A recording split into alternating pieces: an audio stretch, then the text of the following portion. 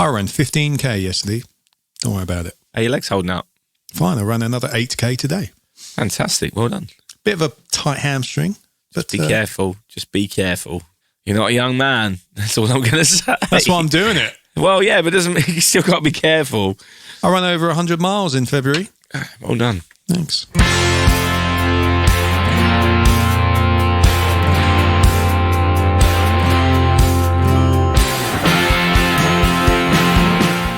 In episode 103, we're sticking with the independent bottlers as we try a smoky little number from Gordon and MacPhail's Discovery range. Yep, we're going to be tasting their 13-year-old single malt Scotch originating from the Caol Ila Distillery on Islay. And why not check out this week's thumbnail and maybe another picture of this whiskey bottle on our social media sites at Whiskey and Things Podcast on Instagram and at Whiskey and Things on Facebook and Twitter. And if you've got any comments about our new whiskey rating system, please let us know.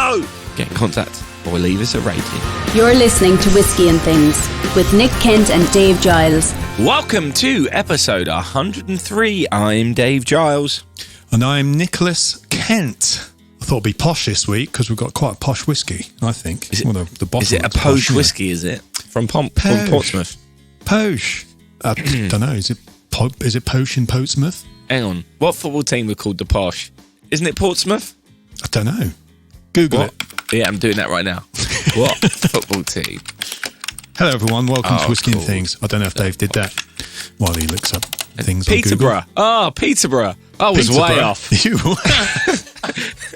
Samsonite. I was way off. Swanee, Samsonite. Oh, man, it's good right there. I knew it began with a P, you know. Give me a break. Oh, dear. How you doing, buddy? I'm okay, thank you. Back to our Monday recording this week.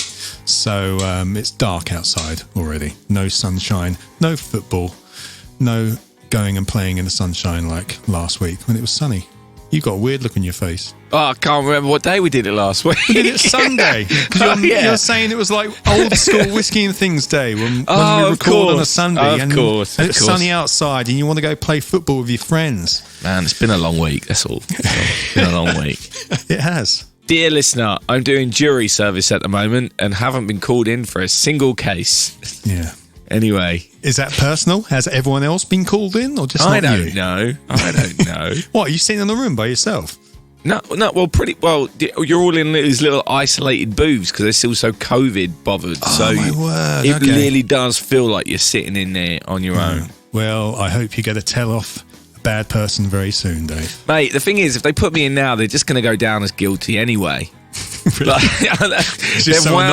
they've wound me up that much. Like they could be really innocent. I don't think it was the defendant's, choice to keep you in there. Yeah, well, do you know? I think I could probably get fined for saying that. For saying that I've gone in with preconceived notions. Clearly, I'm not going to do that. That was a joke, everyone. But, that was a joke. This is a podcast where we tell jokes and we have fun, and we also drink whiskey. Talking of jokes, shall we try this week's whiskey? That's really harsh. I haven't even tried it yet. I haven't even opened it. I don't even know what we're doing yet. You couldn't be more wrong. You couldn't be more wrong. Let's get into you it. told me it's posh, so it definitely isn't a joke, is it? No, it's not. Shall we get on with it? Yes, already.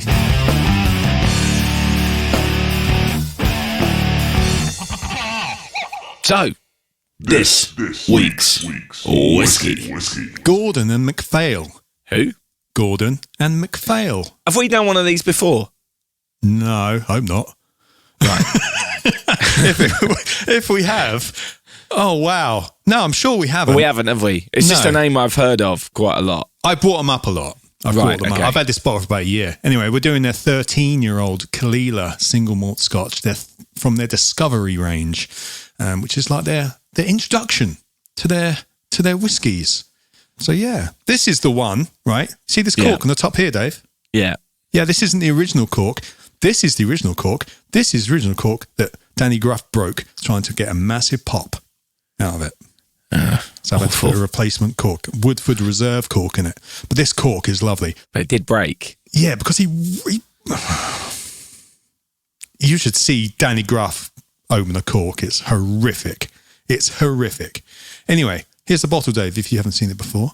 Looks pretty, that does. Doesn't it look pretty? And the cork was nice too. Innate design. And it's got a nice. Is that the right word? I don't know. It's got the logo like burnt into the top of the stopper. Nice. It's like the Dalmore logo. That. Oh, it's lovely. It's lovely. And the bottle has a lovely kind of copper badge on it for the Gordon and MacPhail and all kinds of other stuff. On the label, you've got all the tasting notes and all kinds of stuff about the distillery and discovery range. And it's just a nice, classy, nice, good looking bottle. Are you sure that wasn't the Dalmore logo? No, it's not. Well, it's on the top stag. of the cork. Yeah, which is just a stag. You know, it's like a. It looks identical to the Dalmore logo. Well, it's not. He's got isn't the Dalmore logo like a front on stag? This is more like he's doing like a Ferrari or. Well, I'm looking at it over Zoom net, mate. Hold it close to the camera. Can you give me some light on that as well, mate? I'll just Google it because Google it. I mean, yeah. See that? Yeah. Some people would look at the website before they do the podcast on the whiskey, but or at least just have it up and ready.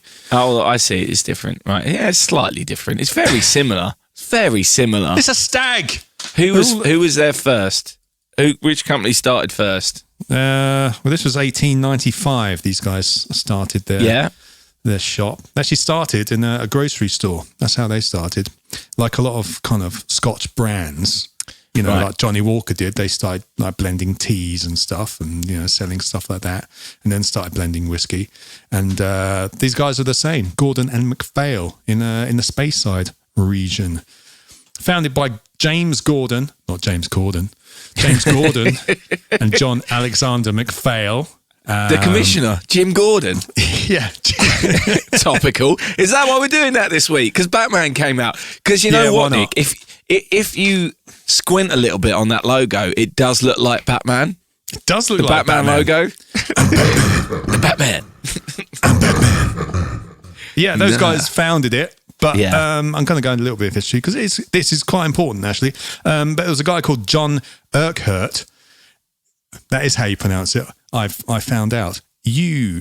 Urquhart. Urquhart. Anyway, he joined the business in the early years as an apprentice and made a real impact, apparently. He established himself as a valuable associate of James Gordon, selecting, purchasing and maturing whiskies from local distilleries. He also assisted in the creation of house blends, etc. I don't think they do blends anymore. They just went into the single malt stuff. Right. Over the years, he developed his skills as a malt whiskey maturationer. That's not a word, everyone. I thought I'd just whack it in there. Yes, and grew a massive portfolio of maturing whiskey casks, etc. And he passed on his knowledge to his family, including his son, George Urquhart. And he was known as Mr. George.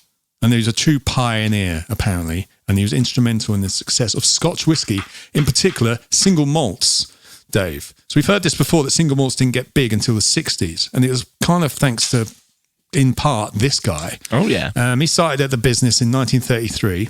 And in 1968 created the iconic, apparently, Connoisseur's Choice range, featuring single malts at the time, which were mostly used for blending. That's, of course, like Johnny Walker and stuff. They went the blending route and they got big doing that. But yeah, this guy helped start the popularity of single malts around the 60s. And the company still owned, I don't know when they got hold of it from James Corden and the other guy, but it's owned by the Urquharts. And now they're in the fourth generation of family who are running it and owning it, etc. So it's pretty cool, I think. Wow. And they've worked with over 100 distilleries in their 120 years they've been going.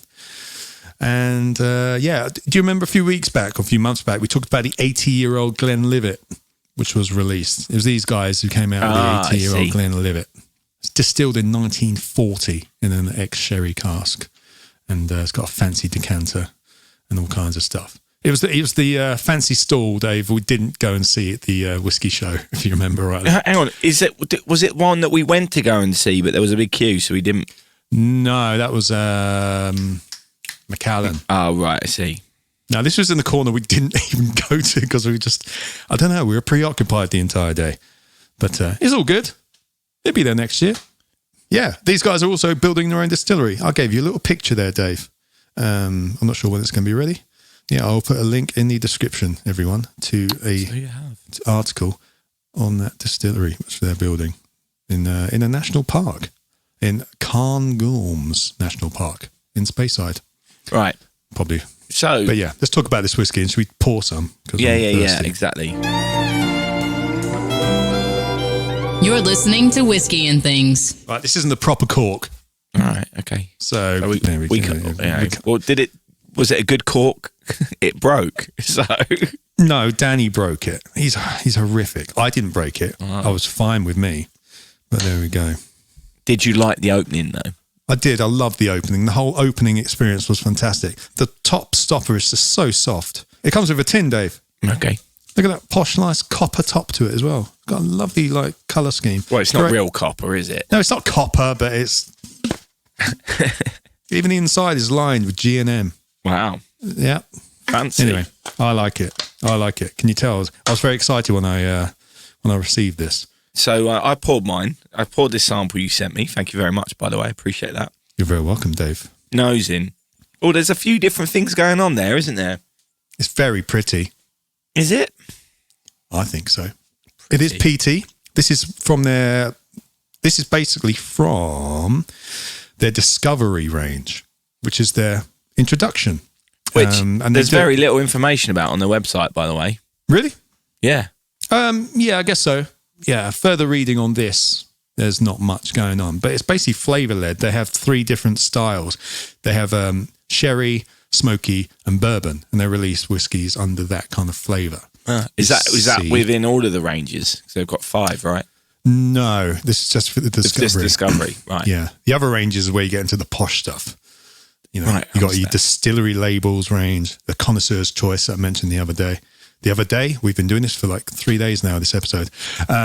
Private collection, get a bit more posh. And then you get the generations. That's where you get the 75-year-old Mortlachs and the 80-year-old Glenlivets, etc. I understand. Big money. The big bucks. The big money, right. The 80, I mean, you're talking 85 grand and upwards for the 80-year-old, I think. So, but it's for a 70 CL, Dave, not a 50.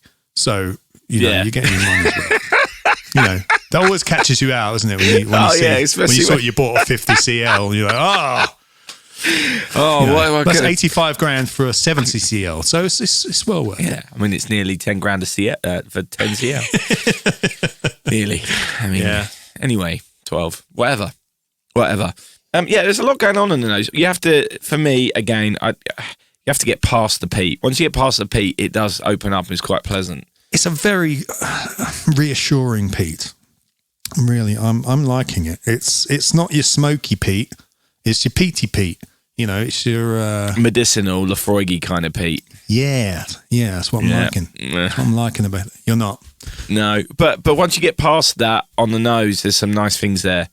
There's some fruity apples, exactly. Orchard fruits. Yeah, a little bit of spice in there. Some pepper. Don't know if you're getting that. Oh, some lemon. Oh, citrus.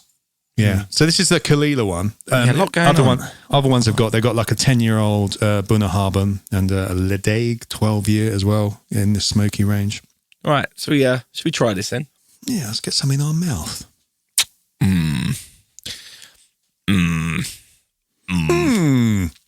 It doesn't have the oomph on the tongue that I thought I was going to get. This is 43% ABV.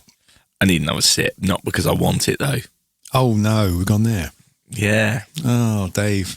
But it's that peatiness that's just too much at the front. Like, it just isn't a pleasant peat. It's an ashy kind of thing going on. And it makes sense if they're calling it a smoky whiskey, right? That does make sense. But yeah, remember when we had that, when we first had something that was ashy? I think it was the Connemara way back when. Yeah. And it was that ashiness. Like, that's what I got with the first sip. Oh, okay. Now, I'm hoping the second sip I get past that, because sometimes that happens. But the aftertaste, that's all I've got, is that ash. Right.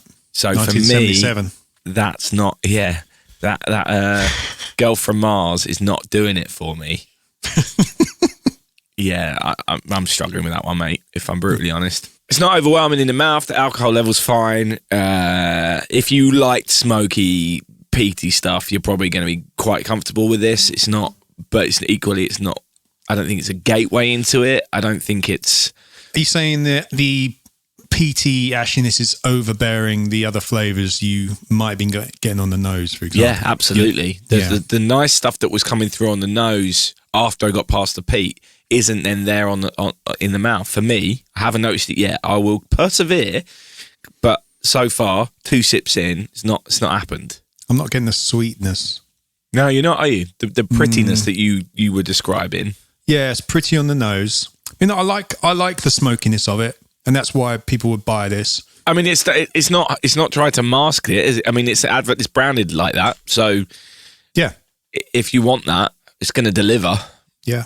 I think we've had peaty whiskey, smoky whiskies, which I've enjoyed, and this isn't one of them. Mm-hmm. For me, I mean, I don't want to guide you there. That's my fault, but you know that this is, in my opinion, this is more of a whiskey that you would have enjoyed than me anyway. So you may be looking at it going, "Oh yeah, I actually really like that."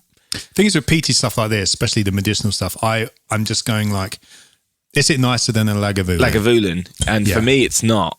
It's not a Lagavulin. It's definitely not, is it? No, I mean Caol Ila. We've had Caol Ila that I've liked. We've had it, yeah, we have liked it. Yes, it's a lot of independent bottlers bottle Caol Ila. Yeah, I think it was Julie Hamilton or Billy gave us a Caol Ila, and we loved it. It was amazing. I think Julie gave us one as well. We've had a couple now. Yeah, we've always liked them. Yeah. And maybe that's why I'm disappointed, because it's just it's not that it's bad. It's just for me, it's a bit of nothing. And I think because we've had good ones, and the ones we've had are probably a lot more expensive. I'm not sure on the price of this. They're probably a lot more expensive. Yeah, I think they were. Yeah. So it's a bit harsh to then go back to maybe something. Is it? Well, I'm going by the fact it's called Discovery Range. What are we talking price range here? What, 40, 50 quid? We're talking about 50 quid. Right. A little bit cheaper on 47.95 on Whiskey Exchange, 50 quid on the G&M website, 70 CL, not the 50. So you wouldn't go for this.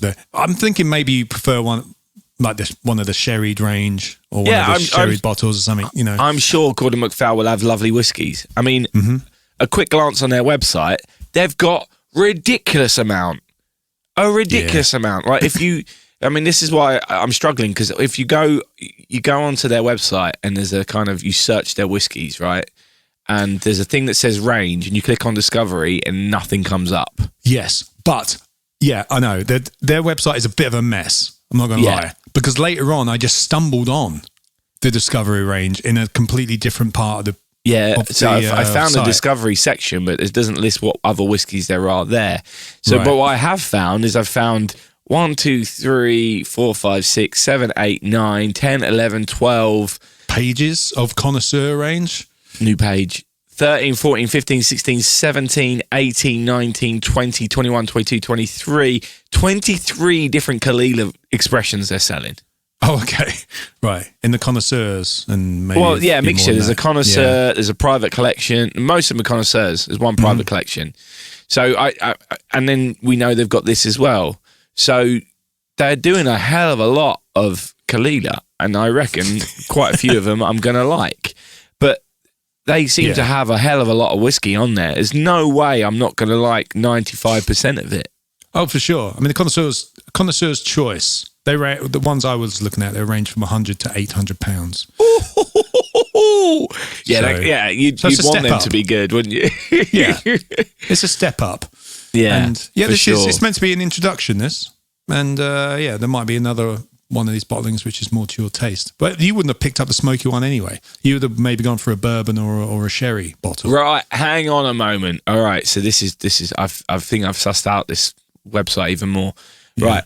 You have to click status as Whiskey Vault rather than new releases, and then the Discovery range comes up. Right. Okay. And there is just That's on the left at the bottom. It says status, and it automatically has new releases. Right. Okay. So the Discovery range has got 1, 2, 3, 4, 5, 6, 7, 8, 9, 10, 11, 12, 13. The website's too complicated. 13. Well, there's an argument to say they've got too much going on. They're selling too many varieties. Like, in my opinion, there's an argument to be said that if the majority of them are really great, then wonderful. But do we class Gordon and MacPhail an independent bottler? Yeah. Yeah, right. So a lot of the indie bottlers that we've had before have less on their website. But they're kind of release. I don't think they have as much stock. I think they do more. They'll just bottle a certain amount and that'd be it.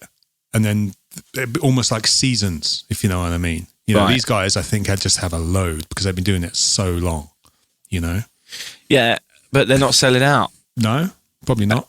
But does that not make you think that maybe they're not very, like, I don't know, that troubles me a little bit. It depends how much they have of each one, doesn't it? We don't know about their business practices or business model. No. Good point. But yeah, I don't know. I'm looking at this. 120 years, mate. 120 years. They're going to have a few casks of course. behind them. And I'm just looking at this thinking, is it all style and quantities? It's very posh. And tailoring to the Johnny Walker kind of... No, it's not. This is the only one of theirs I've had. It's not that great. The website's got far too much on it. Doesn't really work. It looks a bit style over substance. Like, I'd love to try some of the nicer stuff, but off, you know, again, if this is your discovery range, and we've had good, cheap, or not cheap, but a good, this value peated whiskey, smoky whiskies. We've had really good stuff that I've really enjoyed, and that's someone who's not into peat. So for me, that's concerning a little bit. Maybe I'm being really harsh here, but yeah, I mean, the website's a mess. You've been in a harsh mood the last couple of weeks, actually. You know. I don't think I have. I don't think I have been. But I mean, you said Bowmore was just were failing as a brand because of because they weren't failing as a brand. Pretty much. I think they failed because we didn't want to like try any of their more expensive whiskies because we didn't like the look of the bottle of the 12-year or whatever it was. Well, it was a rubbish branding, wasn't it? I think they're failing as a brand. But anyway. Well, maybe not failing as a brand, but you know, if your discovery range isn't very good, why are you then going to step up and spend more money? And I think that's what I was getting at then, was I not? Yeah, probably. But yeah, I mean, I like this as a smoky whiskey. I wish I had more of the fruity notes. It was a bit flat on the tongue, mouthfeel, but you know, would I buy another one? No, I would try one of their sherry ones. Yeah, I'd love to try one of the sherry ones. I won't buy a second one of these, the Caol Ila. But somebody else might. Yeah, what you were meant to be getting, I've got their tasting notes here. Sweet vanilla, fleshy apple, flesh, and apricot lead among dry cured meat and peat smoke. Oh, dry cured meat, I am getting that actually. Yeah. I'm not sure if I want that in a whiskey, but cool, I like it. I like dry cured meat, so... I love it. Yeah. Palate, white fruit, sponge cake, lemon, oat cakes, and smoked cheese. Ash. Yeah. Still getting that ash. Sponge cake. Am I getting sponge cake? If I think really hard, then I'm just thinking about sponge cake and getting hungry. No, I can maybe smoke cheese, but just the smoked part, not the cheese. Yeah. Lemon, maybe on the finish. Do you know what? I think I am getting a little bit of cheese in there, like really smoked cheddar. And actually, I'm not a big fan of really smoked cheddar. You know, I love cheese, but that wouldn't be one I would go for. But yeah, that's the only note out of that does make sense, I think, perhaps. Yeah, anyway, there we go. So, yes, I'm going to take a moment to fill out our scoring system, our really simple scoring system. Oh, yeah. Love that whiskey. And we're back in the room. So interesting, you've given it the same score as the Bowmore, and I've gone lower. Yeah. But yeah, so you gave it 40%, I gave it 22.86, which gives it a Whiskey and Things total of 31.43 compared to the 35.71 the Bowmore got and the 60% the Epicurean got. So yeah, that's where it sits at the moment. I mean, I know people are going to say it's a harsh scoring system, but It is a harsh. Go to our website to have a look at our harsh scoring system. It's there, I think, and I actually think it's a fair scoring system. So it is pretty fair because, like, there's bottles on my shelf which I will say yes to most of those questions on that scoring system. Absolutely. Yeah, I think there is 100% score on there for me if the right whiskey comes along. I know there's been whiskies where I've probably said yes to all of those things. Anyway, what I will say is I know this sounds really harsh on a really established, well-loved brand like Gordon and MacPhail that we've given a whiskey this lower score.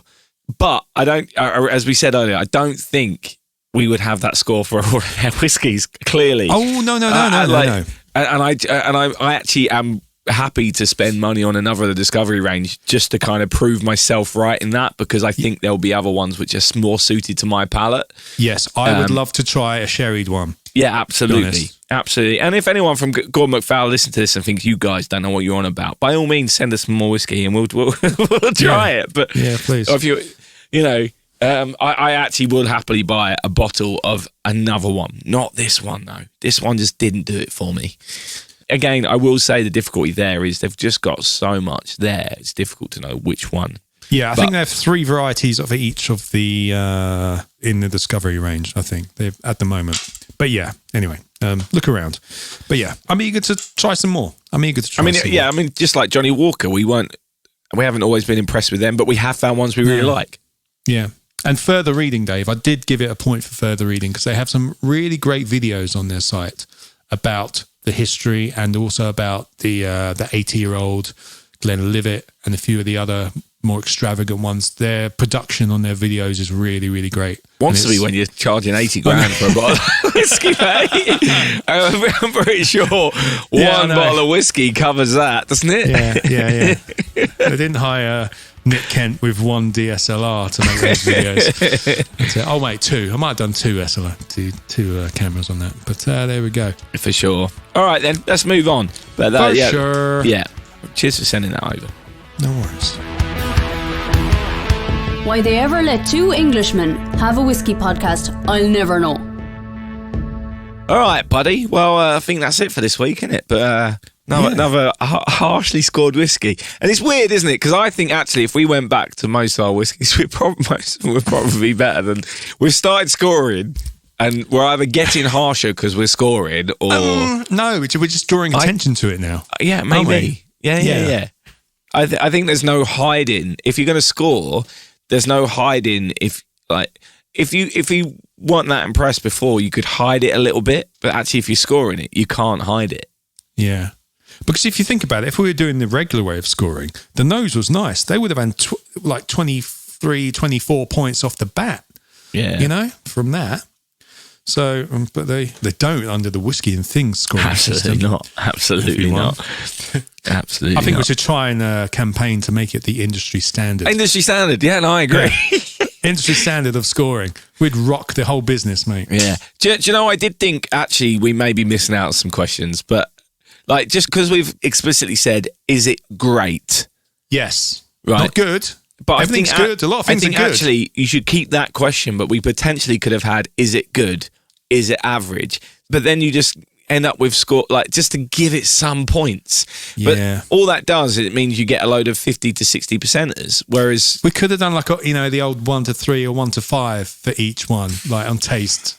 But then you'd be marking down. Oh, that's too complicated. That's a complicated spreadsheet to program there. Exactly. I'm still working on this app. I'm still working on the app, Nick, to make it even easier. But I say I'm working on it. I've just got it in my head how I want it to look. Anyway. Just to look. Okay. Yeah. Right. And how it should function. Anyway. Have we got any other business, Dave? No, I don't actually. Have you? No, not really. Just want to get picked for a jury, Nick. Just want one chance to listen to a case. And so I've not wasted this 2 weeks. I want to hear one. Sitting in a room. You're not allowed, are you? I'm not allowed to tell anyone. I won't be able to tell any details. You would tell me. I won't. I wouldn't. I would tell. It's bad enough that I've already said what I have said. Anyway. All right. I'll speak to you soon then, mate. And I think the Rangers have had their share. And so have you, listeners. Absolutely. Cheers. Thanks for coming. Yeah. Whiskey and Things has been brought to you by And Things Productions. Yeah. Be yourself, because that's what's really cool.